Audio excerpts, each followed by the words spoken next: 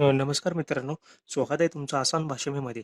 तर आज आपण काही DC सर्किट्सवरचे नेक्स्ट क्वेश्चन सिरीज पाहणार आहे, ज्याच्यामध्ये आपण आपले इलेक्ट्रिकल इंजिनिअरिंगच्या DC सर्किट्स या टॉपिकवरचे इम्पॉर्टंट क्वेश्चन्स पाहणार आहे, एक्झाम ओरिएंटेड, जे विचारले जातील आपल्याला. ठीक आहे.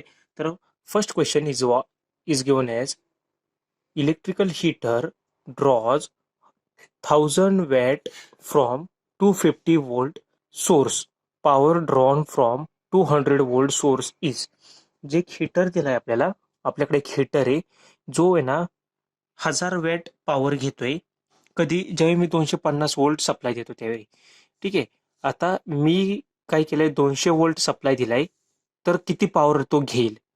तर तो 800 वॅट घेईल की 640 वॅट घेईल की 1000 वॅट घेईल की तो 1562.5 वॅट एवढी पॉवर घेईल, हा प्रश्न आपल्याला विचारलेला आहे. तर आपल्याला पॉवर ड्रॉन किती आहे ते काढायचंय.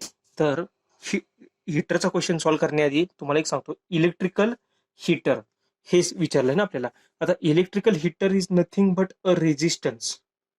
ठीक आहे, हीटर विसरून जा, एक रेजिस्टन्स फक्त आपण कन्सिडर करायचा असा. ठीक आहे, हा मी एक रेजिस्टन्स कन्सिडर केला की जो काय करतोय, ज्यावेळी मी 250 वॅट 250 वोल्ट अप्लाय करतो त्यावेळी तो 1000 वॅट पॉवर घेतो. ठीक आहे. तर आता एक लक्षात घ्या, आपल्याकडं हा जो हीटर आहे, म्हणजे हा जो एक रेजिस्टन्स आहे, त्याची आपल्याला पॉवर माहिती आहे, त्याचा आपल्याला व्होल्टेज माहिती आहे, पण त्याचा रेजिस्टन्स आपल्याला माहिती आहे का बरं? या हीटरचा रेजिस्टन्स किती आहे ते आपल्याला नाही माहिती. मग सर्वात पहिल्यांदा काय करायचं की हा रेजिस्टन्स काढून घ्यायचा. ठीक आहे. तर रेजिस्टन्स, आता आपल्याकडे पॉवरचा फॉर्म्युला आहे, P is equals to what, V square divided by R. हा फॉर्म्युला आपल्याला माहित आहे. मग आपल्याकडं व्होल्टेज आहे 250, पॉवर आहे 1000 वॅट, तर आपण रेजिस्टन्स काढू शकतो का? तर काढू शकतो. Therefore R is equals to V square divided by P. बरोबर. म्हणून व्होल्टेज किती आता आपलं? 250 गुणिले 250 डिवायडेड बाय 1000 वॅट. ठीक आहे. आता हे किती झालं? 125 डिवायडेड बाय 2 येईल माझ्यामध्ये. बरोबर. म्हणजे किती आलं? 62.5 ओहम. म्हणजे हा जो रेजिस्टन्स आपल्याला दिला, हा जो हीटर दिलाय, त्याचा ऍक्च्युअल मध्ये रेजिस्टन्स किती आहे? 62.5 ओहम एवढा त्याचा रेजिस्टन्स आहे. आले लक्षात की जेव्हा आपण 250 वोल्टला देतो आणि तो 1000 वॅट पॉवर कन्झ्युम करतो. आता आपल्याला प्रश्नामध्ये काय दिलंय की आता हाच हीटर आहे. ठीक आहे, हाच हीटर मी असं दाखवलाय, हाच हीटर आहे, हा आता मी 200 वोल्टला लावलाय. ठीक आहे. रेजिस्टन्स मला सांगा, आपण व्होल्टेज चेंज केलंय. एक हीटर आहे. ठीक आहे, आपण एक घरी हीटर आणतो. हीटर आणल्यानंतर आपण काय करू शकतो, मॅक्सिमम व्होल्टेजमध्ये आपल्या इथं चेंज येऊ शकतो. बरोबर. पण आपण इथे हीटरचा रेजिस्टन्स कधी बदलतो का? म्हणजे हीटर जो बनवलाय त्या बनवलेल्यामध्ये आपण काही चेंज करतो का? तर नाही. एकदा हीटर डिझाईन त्या रेजिस्टन्सला केला की तोच रेजिस्टन्स कायमस्वरूपी राहणार हीटरचा, जोपर्यंत तो आपण म्हणजे आपण वापरतोय तोपर्यंत. त्यामुळे त्या हीटरचा रेजिस्टन्स चेंज होतो का? तर नाही. हीटरचा रेजिस्टन्स ॲज इट इज राहतो. म्हणून हा रेजिस्टन्स आहे 62.5 ओहम. मला सांगा, आपण घरी हीटर आणला, त्या हीटरचा रेजिस्टन्स आहे 100 ओहम. ठीक आहे. आत्ता आणि मी ज्यावेळी 10 वर्षानंतर तो हीटरचा रेजिस्टन्स मी जर चेक केला तर तो 100 ओहमच राहणार आहे. तो काही चेंज नाही होणार, तो कॉन्स्टंट राहतो नेहमी. त्यामुळं हीटरचा रेजिस्टन्स मी इथे लिहिला 62.5 ओहम. आता मला विचारलंय पॉवर किती आहे, तर मी पॉवर कशी फाइंड आउट करणार? P is equals to V square divided by R. Voltage किती आहे? 200 गुणिले 200 भागिले, आता इथं 62.5 घेण्याऐवजी आपण 125 डिवायडेड बाय 2, म्हणजे हा इंटू 2 आपण असं लक्षात घेऊयात, जेणेकरून आपल्याला सॉल्व्ह करायला इझी जाईल. ठीक आहे. तर आता 25 ने ह्याला भाग जातोय सगळ्यांना. 25 5 1600, 25 8. ठीक आहे. आणि परत 5 ने ह्याला भाग घाला. जर हे तुम्ही सॉल्व्ह केलं, मॅथमॅटिकली सॉल्व्ह करायचंय फक्त, काही जास्त अवघड नाहीये. 640 वॅट हे आन्सर येईल. ठीक आहे. 640 watt. Therefore our answer is 640 watts. Option number B is the right answer. हे आलं? हा क्वेश्चन लक्षात आला तुमच्या? खूप इझी क्वेश्चन आहे. यामध्ये काहीच नाही, फक्त आपण एक हीटर म्हणजे काय की एक लक्षात घ्या, एक रेजिस्टन्स, हाय रेजिस्टन्स असतो. त्यामुळे पहिल्या केसमध्ये आपण पॉवरवरनं रेजिस्टन्स काढलं, दुसऱ्या केसमध्ये रेजिस्टन्सवरनं पॉवर काढली. फक्त व्होल्टेज चेंज होतो, रेजिस्टन्स ॲज इट इज राहतो. ठीक आहे. नाव question number 2. Question number 2 is what? Find out equivalent resistance between A and B. ठीक आहे. ए अँड बी मधला इक्विव्हॅलंट रेजिस्टन्स फाइंड आउट करायचा आहे. ठीक आहे. तर ही एक डायग्राम तुम्हाला इथं दिलेली आहे गिव्हन 2442 असं दिलंय. इक्विव्हॅलेंट रेजिस्टन्स किती. आता ए आणि बी मधला काढायचा आहे. आता इथून जाताना हा 2 ओहम दिसतोय. या 2 ओहमच्या सिरीजमध्ये हे दोन रेजिस्टन्स जे पॅरलल कनेक्ट केलेले ते आलेत.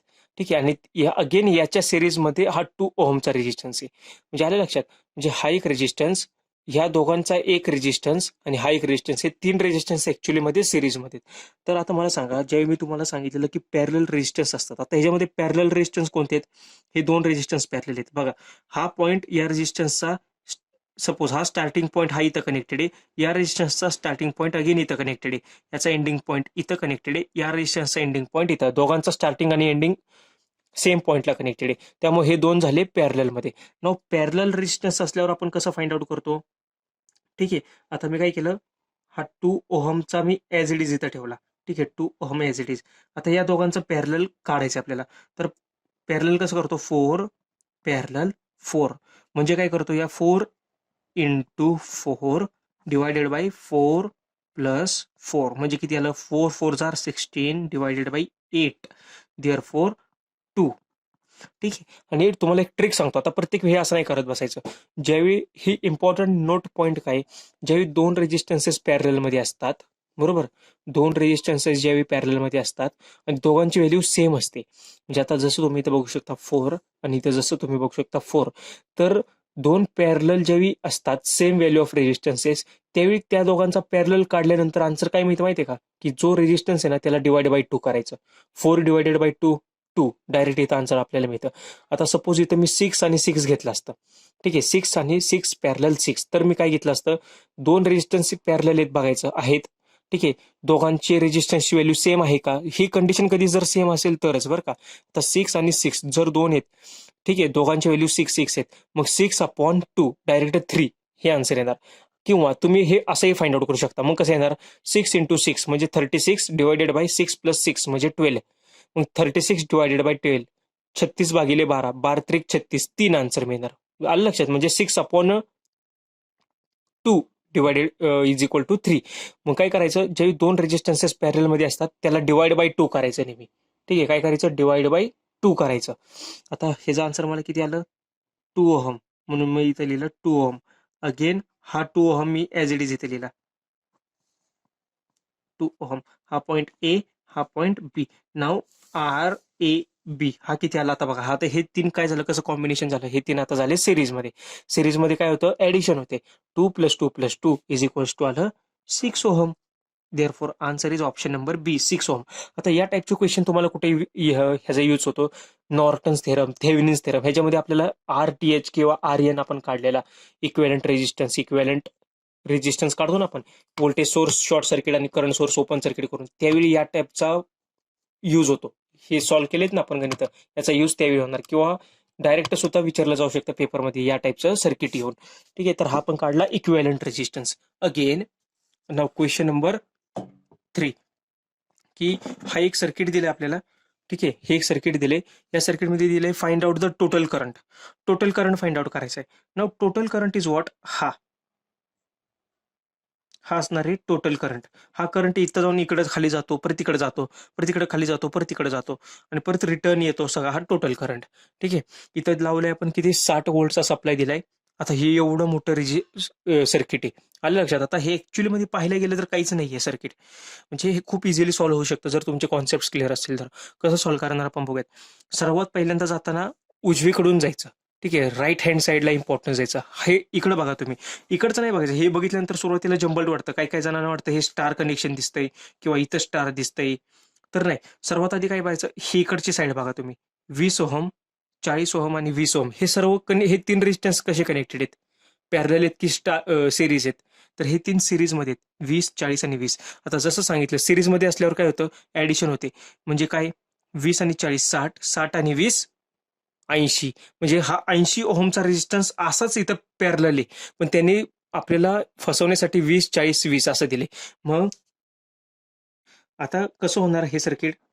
असं मी जरा फास्ट काढतो बरं का.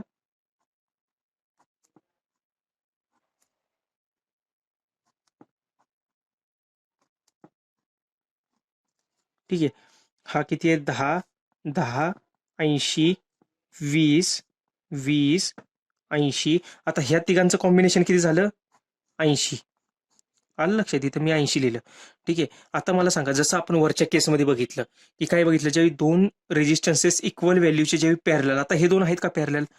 आहेत ना, हे दोन पॅरलल. सिरीज स्टार्टिंग आणि एंडिंग पॉईंट सेम आहे दोघांचा. हे दोन पॅरलल आहेत. मग ज्यावेळी दोन पॅरलल असतात, हे दोन ज्यावेळी दोन पॅरलल असतात त्यावेळी मी काय सांगितलेलं, काय असतो 80/2 म्हणजे 40 ओहम. किंवा आता तुम्ही हे सॉल्व्ह पण करू शकता. 80 गुणिले 80 भागिले 160 म्हणजे काय 1/240 ओहम. अगेन आलं लक्षात. तर हे कसं आलं मग, ह्या दोघांचं पॅरलल कॉम्बिनेशन आलं 40 ओहम. मग हे कसं आलं, इथं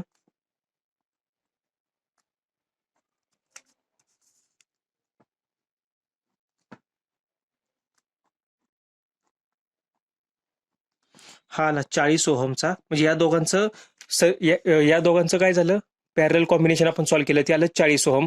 हा 20 ओहमचा 20 ओहम इथं एज इट इज घेतला. हा 20 ओहम वरचा एज इट इज आला. इथं 80 ओहम, हा 10 ओहम, हा 10 ओहम. इथं आलंय 60 वोल्ट्स, इथं आलंय 60 वोल्ट्स. आलं लक्षात. आता परत पुन्हा एकदा फाइंड आउट करा. हे किती आलं, 20 + 40, 60 + 20, 80. म्हणजे अगेन हे असं सर्किट इथं आलं, बरोबर का.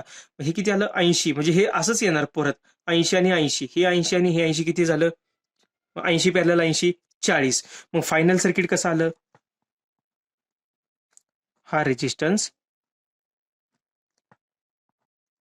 हा 10 ओहमचा रेजिस्टन्स, हा 10 ओहमचा रेजिस्टन्स. आता हे 80 आणि हे टोटल किती येते, 80. आलं लक्षात. आता हे 80 आणि 80 पॅरलल परत एकदा 40 आन्सर येणार आहे. मग मी तर डायरेक्ट इथं मी 40 लिहितो. हे समजलं तुम्हाला. इथं आलं मी टोटल 60 वोल्ट.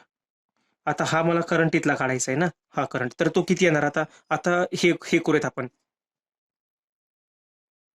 KVL अप्लाय करू. ठीक आहे.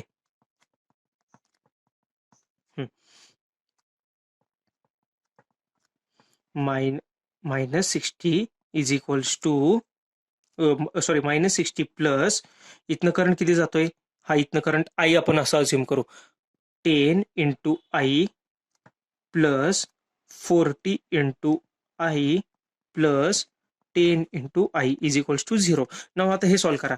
किती आलं, 10 + 40 + 10 म्हणजे 60 × I इज इक्वल्स टू, हा -60 इकडे आला, +60 60.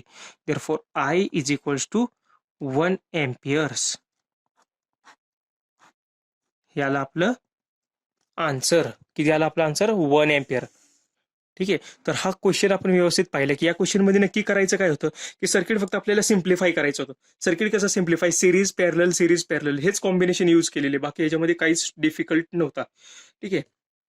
तर आजच्या सिरीजमध्ये हे आपण 4 क्वेश्चन परत, हे 3 प्रश्न पाहिले एकदा इम्पॉर्टंट. यामध्ये काय पाहिलं, पॉवरचा एक क्वेश्चन होता हीटरचा, दुसरा रेजिस्टन्सचा क्वेश्चन, तिसरा अगेन हा रेजिस्टन्स सिरीज पॅरललचा क्वेश्चन, आणि फक्त करंट काढायचा होता आपल्याला, की तो आपण फाइंड आउट केला.